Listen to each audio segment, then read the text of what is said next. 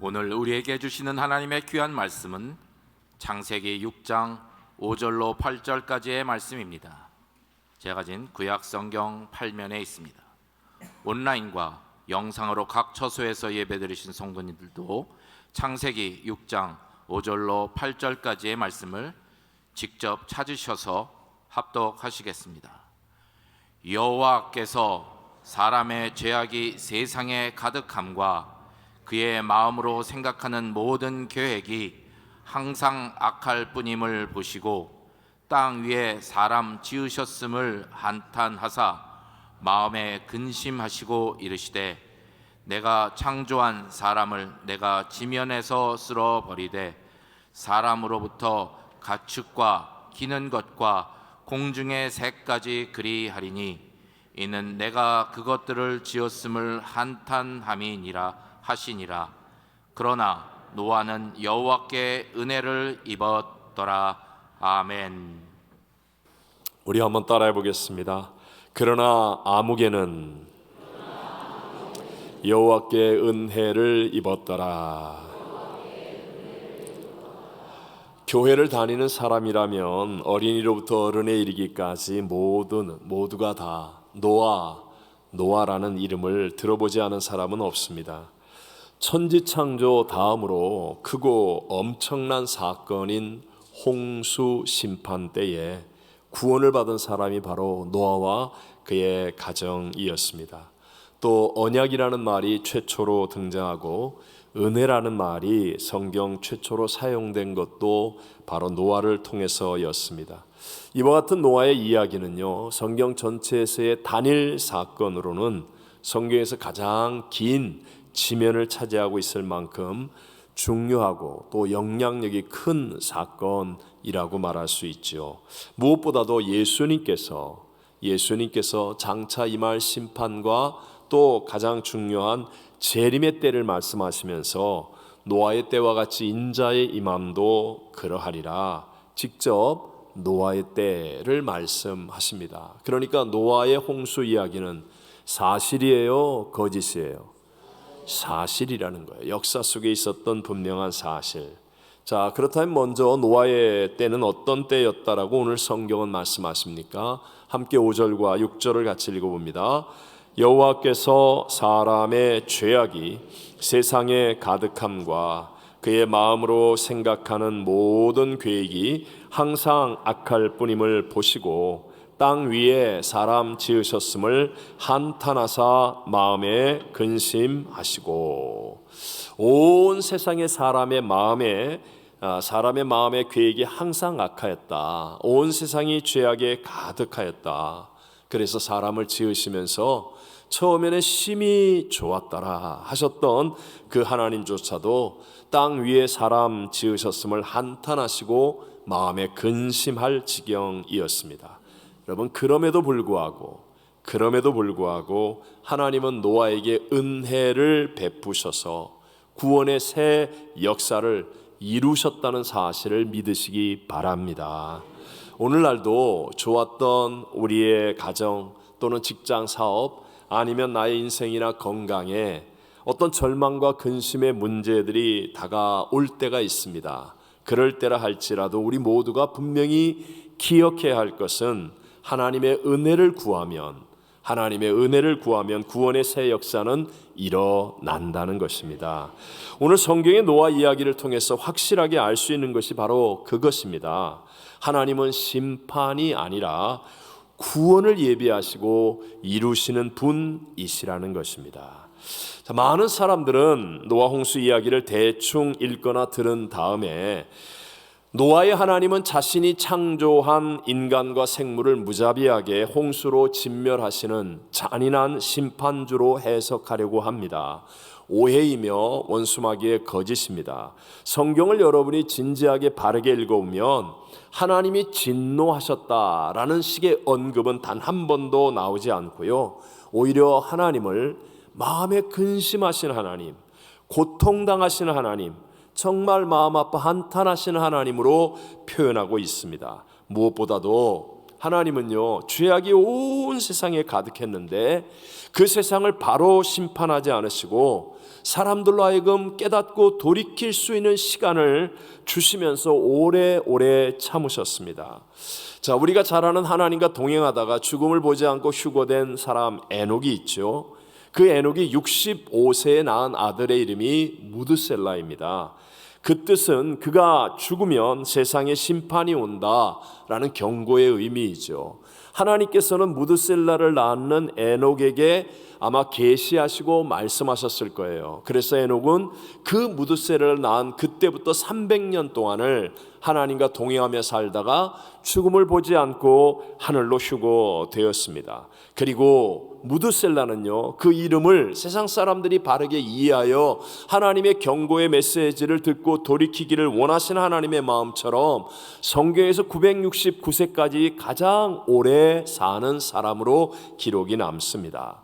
무드셀라가 243세 되던 해에 그의 8대조 할아버지 아담이 죽었으니까 그동안의 아담을 통하여서 분명히 에덴 동산의 이야기, 하나님께서 얼마나 좋으신 분이고 그리고 우리가 하나님 말씀을 불순종하여 범죄함으로 그 좋은 에덴 동산에서 쫓겨난 타락한 존재였다는 사실을 바르게 들었고 알았을 것입니다. 하나님께서는요, 사람들이 구원받기를 원하셔서 계속하여 무드셀라를 통해 또 무드셀라의 아들인 라멕, 그 이름의 뜻은 종말이라는 뜻인데 이 아들들을 통하여서 그리고 무려 120년 동안을 노아가 방주를 짓는 그 사건을 통하여서 경고의 메시지를 전하시며 사람들이 돌이키기를 원하셨습니다. 그런데 문제는 누구에게 있었습니까?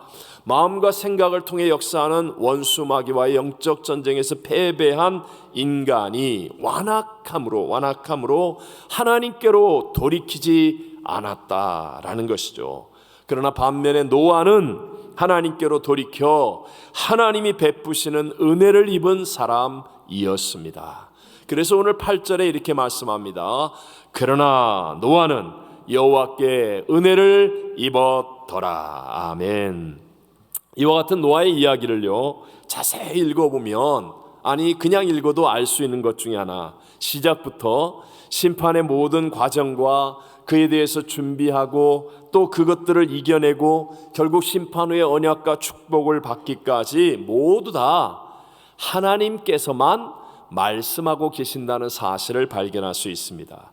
노아의 그 긴 이야기에서 노아가 말하는, 즉 노아의 대사는 창세기 9장에 나오는 자기의 아들들 셈과 함과 야벳을 축복하고 저주할 때 단 한 번 등장할 뿐입니다. 다시 말해서 노아의 이야기는요, 역사의 주관자 하나님의 이야기이며 또한 우리에게 은혜를 베푸시는 하나님의 마음인 것을 깨닫게 되시기를 바랍니다.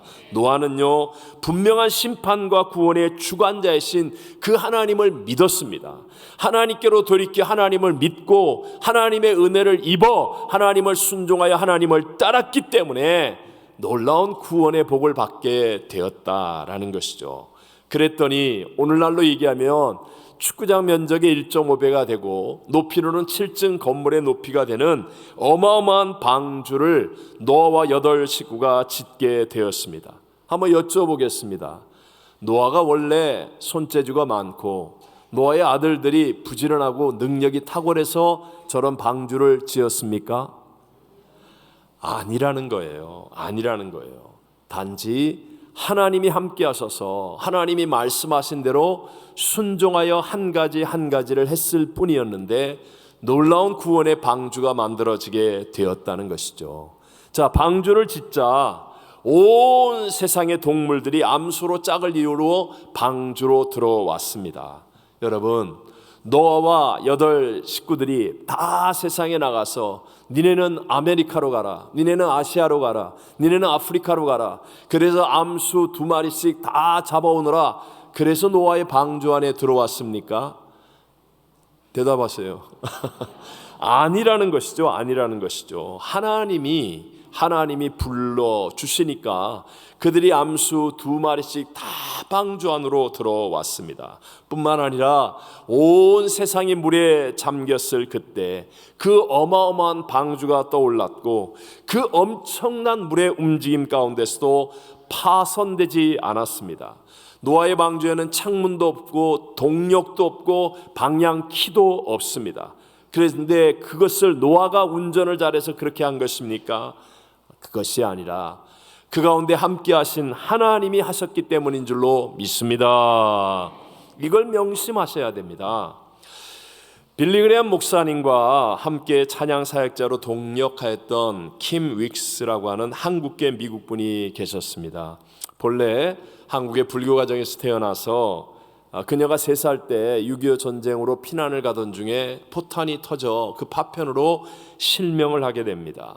아버지가 너무 낙심해서 2 자녀를 그냥 강물에 던져 죽이려고 했는데 어머니가 목숨을 걸고 이 킴 윅스를 건져내어서 살게 되었지만 완전한 장님이었습니다. 그래서 부모가 다 일찍 세상을 떠났고 이제 고아원에서 자라면서 복음을 듣게 되었고요. 10살 때 하나님의 은혜로 미국으로 입양을 왔습니다. 그녀는 천부적으로 가지고 있던 음악적인 재능이 있어서 인디애나 음대와 대학원을 전 과목 모두 A로 졸업했습니다. 장학생으로 오스트리아 비엔나에 가서 유학도 했습니다. 이후에 그녀는 하나님의 큰 은혜 속에서 풀타임 찬양 사역자가 되어서 빌리 그레엄 목사님과 함께 다니며 간증과 찬양 사역을 하며 많은 사람들에게 감동을 주었는데 그녀가 했던 말입니다. 사람들이 앞을 보지 못하는 나를 인도에 갈 때 저 100m 앞에 장애물이 있다거나 저 200m 앞에 무엇이 있다고 말하지 않습니다.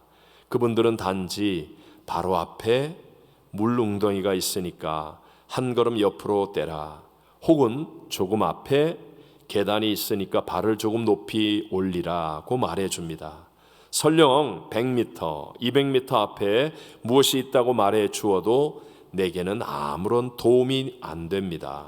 나는 바로 앞에 있는 한 걸음만 알면 그걸로 충분합니다. 그렇게 한 걸음 한 걸음 떼어 놓을 자리를 알려주면 나는 그 말을 믿고 한 걸음 한 걸음씩 인도함을 받아 마침내 목표 지점까지 가게 됩니다. 하나님께서 나의 삶을 인도하신 것도 그런 방법이었습니다.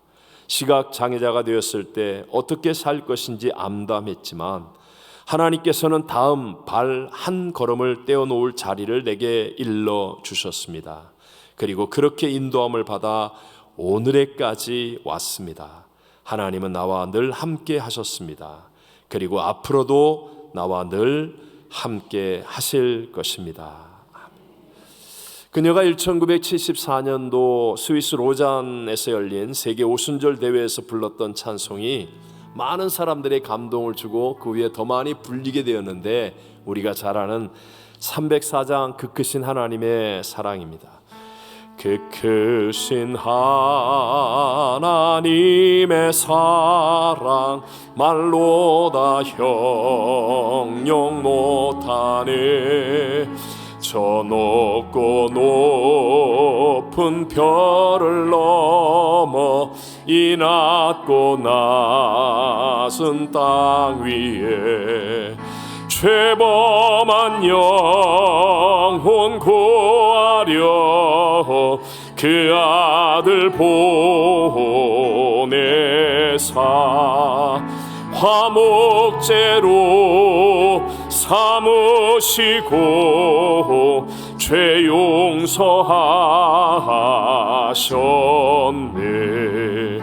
하나님 크신 사랑은 증량다 못하며 영원히 변치 않을 사랑 성도여 찬양하세. 아멘. 저도 20대의 뜨거운 가슴만 가지고 있었을 때 기도원에서 하나님께서 저를 3번이나 제 이름을 부르셔서 그리고 파라과이로 가게 되었습니다. 정말 내일 일은 아무것도 모른 채, 아는 사람도 없고 무슨 일이 생길지도 모르는 미지의 땅으로 주님 한 분만을 붙드는 그런 순종의 걸음을 내딛었습니다. 그곳에서 또 조영기 목사님을 통해 브라질로, 그리고 지금은 이 미국에서 사역하게 되었습니다. 여러분, 제가 내가 요렇게 계획해서 요맘때에 미국 가서 사역해야지, 이렇게 계획했겠습니까? 그랬다면 아마 저는 절대로 이곳에서 귀한 여러분들과 함께 이런 신앙생활을 못했을 것입니다. 오직 한 걸음 인도하시는 그 하나님을 붙들고 최선을 다해 순종하였을 뿐이었다는 것입니다.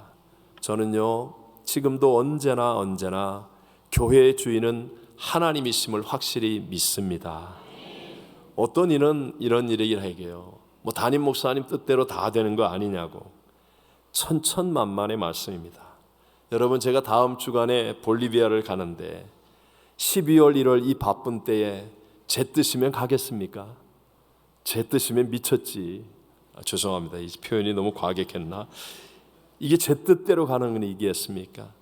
우리 마틴 루터 킹 데이에 우리 유년부 성가대가 그곳에서 공연하는 일이 여러분 제 뜻대로 이루어진 일이라고 생각하십니까? 우리 교회가 내년 50주년 희년을 맞이하는 일이 내 뜻대로 되는 일이겠습니까? 크고 중요한 일일수록 내 뜻대로 되는 일은 거의 없습니다. 아니, 내 뜻대로 되면 안 됩니다. 왜냐하면 내 수준밖에는 안 되는 일이 되잖아요. 진짜 내 인생이 점핑하고 정말 하나님의 역사와 같이 크고 위대한 삶이 되려면 내가 이해하지 못하고 내가 생각하지 못했던 내 뜻대로 안 되는 길을 오직 믿음으로 한 걸음 한 걸음 순종하여 걸어갈 때 우리 앞에 열려지게 되는 줄로 믿습니다.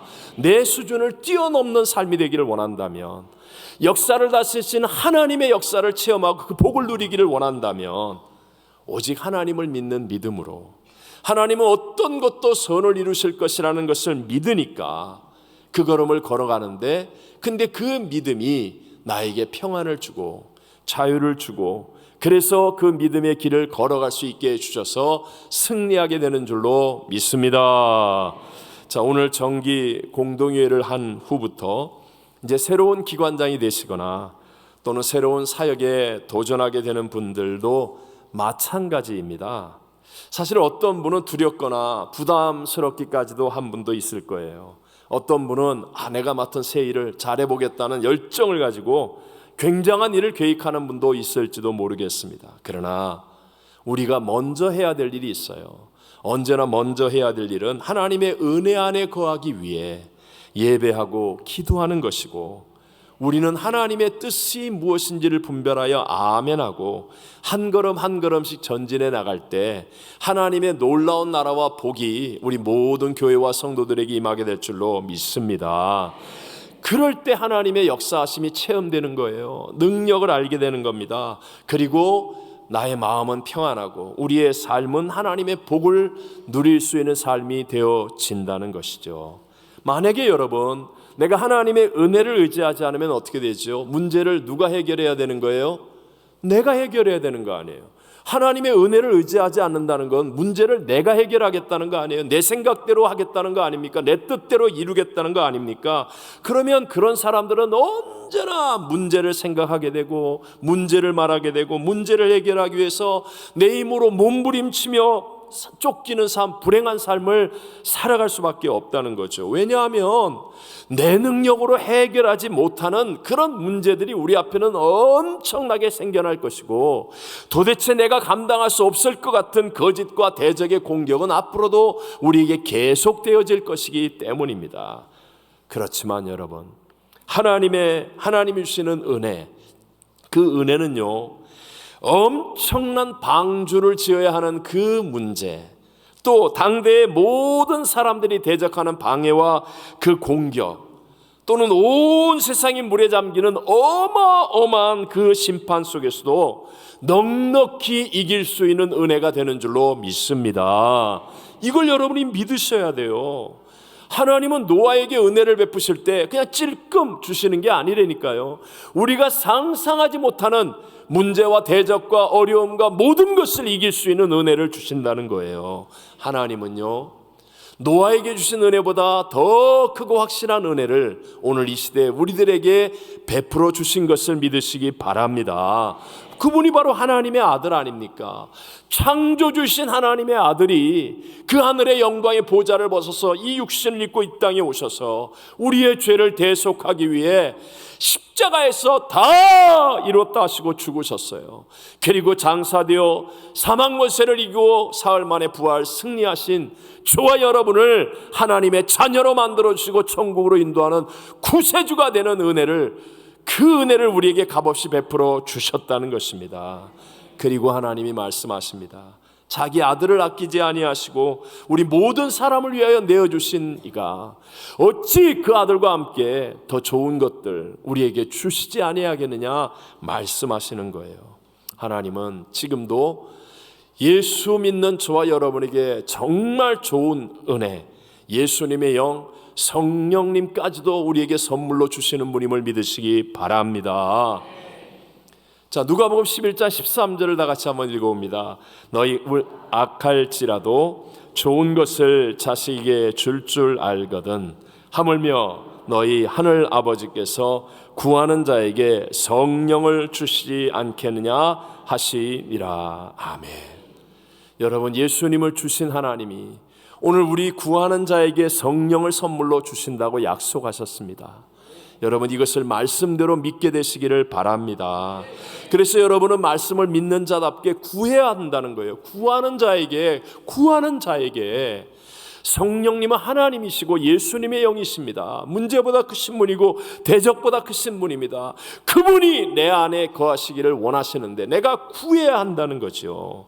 우리가 여기에서 꼭 생각해야 할 것은, 오늘날 많은 성도들이요, 하나님의 자녀가 되는 은혜까지는 쉽게 이해를 합니다. 그런데 사역의 은혜를 잘 이해를 못하는 거예요. 사역의 은혜는 별로 중요하게 생각하지 않는 거예요. 그래서 진짜 더 큰 은혜, 성령으로 충만함을 놓치는 사람들이 너무나 많다는 겁니다. 자, 좀 설명과 표현이 그렇지만 여러분이 아시다시피 제가 낳은 자녀가 4명이 있습니다. 근데 그 자녀들이 어떻게 내 자녀가 되었습니까? 그들의 행위 때문이었겠습니까? 그들이 태어나기 전에 저한테 뭘 잘해가지고 그래서 너는 내 자녀다 이렇게 하는 거 아니지 않습니까? 아무 행위도 안 했지만, 심지어 어떤 녀석은 뱃속에서 나쁜 행위를, 힘들게 하는 행위를 했다 할지라도 그냥 태어났기 때문에 우리의 자녀가 된 거죠. 나의 자녀가 된 거죠. 우리가 하나님의 자녀가 되는 것 우리의 행위 때문이 아니에요. 우리가 헌금을 많이 하고 교회 봉사를 많이 해서 하나님의 자녀가 된 게 아니라 그냥 하나님의 아들 예수 그리스도의 십자가 부활의 은혜를 받아서 예수님을 나의 구세주로 믿고 영접했더니 하나님의 자녀가 되는 권세가 임하게 된 줄로 믿습니다. 값없이 된 하나님의 은혜였다는 것입니다. 그런데 저희 집에서 우리 자녀들이 자라면서 어떤 자녀는 아빠의 마음을 많이 생각하고 아빠의 뜻과 함께 합니다. 그러면 그 자녀는요, 제게 만약에 좋은 것이 있다고 한다면 아빠의 좋은 것을 조금 더 많이 쉽게 누리며 매일을 기쁨과 행복으로 살아가는데 유익하지 않겠습니까? 물론 육신의 아빠인 저는 부족하고 불완전해서 아이들에게 그렇게 요구할 수는 없지만, 그러나 여러분, 하늘의 아빠 아버지는 완전하신 분이에요. 완전하신 분이라고요. 하나님이 우리에게 사명을 주시고 무엇인가를 하라고 말씀하실 때는 우리의 시간을 빼앗고 물질을 빼앗고 우리의 삶을 빼앗고 힘들게 하려고 하는 것이 아니라 이 모든 것의 주인 되신 하나님의 뜻 안에 거하게 함으로 말미암아 하늘의 능력, 하늘의 은혜, 하늘의 복, 하나님의 역사를 우리로 하여금 마음껏 쉽게 누리면서 행복하게 살기를 원하기 때문인 것을 믿으시기 바랍니다. 여러분, 이 과정을 갈 수 있게 하는 힘이 바로 하나님의 은혜라는 거예요. 내 힘과 내 노력으로 하려고 하니까 하나님의 일이 부담스러워요. 하나님의 사명 그러면 괜히 두렵기만 한 겁니다. 못하겠다는 생각이 듭니다. 맞습니다. 내 힘으로 어떻게 선교를 하고, 내 힘으로 어떻게 봉사를 하고, 내 힘으로 어떻게 헌금을 하고, 내 힘으로 어떻게 하나님의 일을 감당하며 삽니까? 아무도 할 수 없다는 거예요. 왜냐하면 대부분의 하나님의 일은 이해 안 되는 길이거든요. 대부분의 하나님의 일은 내가 손에 먼저 봐야 되는 길이거든요. 대부분의 하나님의 일은 불공평한 세상 속에서 억울함을 당할 수밖에 없는 일이거든요. 대부분의 하나님의 일은 내 뜻대로 되는 일이 거의 없기 때문이에요. 이 답답함의 문제를 해결하고 부족함을 채워주시고 어떤 것도 합력하여 선을 이루어주는 것은 오직 하나님의 은혜인 밖에는 없음을 믿게 되시기를 바랍니다. 그래서 내가 하나님의 은혜 가운데 거하면, 즉 성령님의 은혜가 내게 임하면 내게 없었던 하나님의 권능이 임하는 거예요. 내게 없었던 하나님의 비전이 임하는 거예요. 내게 없었던 하나님의 지혜가 임하고 내게 없었던 하나님의 축복이 내게 임하게 되어서, 그래서 사명 가운데 살아가는 사람이 되어지면 하나님 할 수 없습니다, 내게 은혜를 베풀어 주옵소서, 내게 은혜를 베풀어 주옵소서 하다가 인생이 변화되어지고 역전승리를 하고 높아지고 승리하는 참된 믿음의 성숙을 이루는 사람이 되는 줄로 믿습니다. 오늘 우리 임직자 투표를 하죠. 한번 임직자를 생각해 보십시오. 교회가 필요해서 일하라고 임직자를 세우는 거거든요. 근데 임직자가 되어서 아무것도 안 한다고 생각하면 그분은 얼마나 고통스럽고 불편하겠어요. 근데 또 뜻대로 하려고 해보면 이렇게 저렇게 부딪히는 문제 정말 많을 거예요. 아니, 집에서 내 속으로 낳은 자식들도 말을 안 듣는데, 근데 이 많은 성도들 이 함께 일한다는 게, 하나님이라는 게 얼마나 어렵겠습니까? 맞습니다, 여러분. 맞아요. 하지만 여러분, 그런 사역을 통해서 성령님의 은혜를 구하는 겁니다. 그래서 성령님의 은혜가 임하면 우리의 인생에는요, 세상이 이해할 수 없는 감격과 눈물과 행복이 가득하며 하나님이 책임져 주시고 높여주시는 승리의 열매들을 맺는 자가 되어질 줄로 믿습니다. 평생을 연약한 육체를 가지고 수많은 대적들을 앞에서 살았지만, 그러나 주의 사명 가운데 헌신하며 승리의 삶을 살았던 사람이 사도 바울 아닙니까? 사도 바울이 승리의 고백입니다. 함께 우리 고린도서 15장 10절을 읽어봅니다. 그러나 나의 나 된 것은 하나님의 은혜로 된 것이니 내게 주신 그의 은혜가 헛되지 아니하여 내가 모든 사도보다 더 많이 수고하였으나 내가 한 것이 아니요 오직 나와 함께 하신 하나님의 은혜로라. 아멘. 은혜가 임하면 됩니다. 그래서 욕 중에 최고의 욕이 은혜 받지 말고 성령 없이 주의 일 하라는 거 아니에요? 성령 없이 주의 일 하라, 이게 욕 중에 최고의 욕이라고 말하는 거예요. 안 할 수도 없는데 해보면 실증 나고 번아웃 되고 미움이 생기고 갈등이 생기는 거. 그러나 여러분, 성령과 함께하면, 하나님의 은혜 가운데 함께하면 바울과 같이 가치 있고 보람되고 위대한 승리의 인생을 살게 될 줄로 믿습니다. 누구든지 하나님을 찾고 구하면 하나님은 은혜를 주시는 분이십니다. 따라하십시다. 주여 내게 은혜를 주옵소서. 주여 내게 성령으로 충만케 하옵소서. 여러분, 이렇게 기도할 수 있는 사람 되시기를 바랍니다. 선택입니다. 이제 남은 우리의 인생, 문제와 또는 대적에게 마음을 빼앗기겠습니까? 아니면 하나님의 은혜를 구하는 삶을 살겠습니까? 이 선택이 저와 여러분에게 달려 있습니다. 오늘 본문 8절 다시 한번 읽어봅니다. 그러나 노아는 여호와께 은혜를 입었더라. 예수님이 다시 오실 그때는 노아의 때와 같습니다. 우리가 구원받고 승리할 수 있는 길은 노아의 그 길밖에 없습니다. 여호와께 은혜를 받는 사람이 되는 것, 이것이 저와 여러분과 우리의 가정을 살리는 하나님의 승리의 길이 되는 것입니다. 자, 오늘 본문의 말씀으로 오늘 제목이 무엇인지 기억나십니까? 오늘 그러나 아무개는 여호와께 은혜를 입었더라. 아무개가 누가 돼야 돼요? 내 이름이에요. 자, 우리 자기 이름을 넣고 1부 예배 때는 2번 했는데 2부 예배 때는 3번 합시다. 자, 3번. 그러나 자, 이제 제가 보기를 그러나 진유철은 여호와께 은혜를 입었더라. 이렇게 3번 하는 거예요. 여러분도 진유철은 그러지 말고 여러분은 누구 이름? 내 이름, 자기 이름. 자, 3번 분명하게 여호와의 귀에 들릴 정도로, 내 마음을 울릴 정도로 분명하게 시작. 그러나 진유철은 여호와께 은혜를 입었더라. 그러나 진유철은 여호와께 은혜를 입었더라. 그러나 진유철은 여호와께 은혜를 입었더라. 아멘.